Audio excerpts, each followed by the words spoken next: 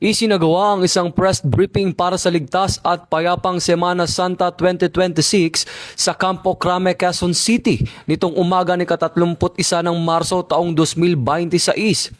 Pinangunahan ang naturang aktibidad ni DILG Secretary John Vic Remulla, DOTR Secretary Giovanni Lopez, DPWH Secretary Vivencio Dizon at PNP Chief Police General Jose Melencio Sinar Tates Jr.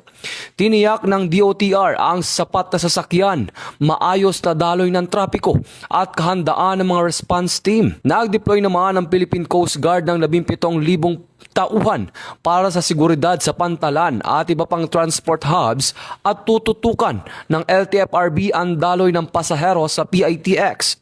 Ayon sa DPWH, pansamantalang ititigil ang roadworks hanggang ika-6 ng Abril upang mapanatili ang tuloy-tuloy na daloy ng trapiko kasabay ng 24/7 na rehabilitasyon sa EDSA mula Marso 31 ng gabi hanggang ika-6 ng Abril na madaling araw.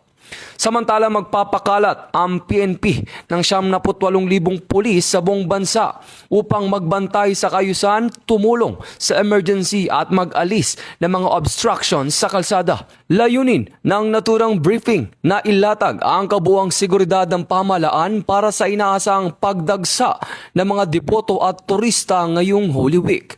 Ito ang bagong PNP para sa bagong Pilipinas. Serbisyong mabilis, tapat at nararamdaman. Mula dito sa National Headquarters ng Philippine National Police, ako ang inyong PNN correspondent, Patrolman Edwin Baris, alagad ng batas, taga-taguyod ng Balitang Pulis.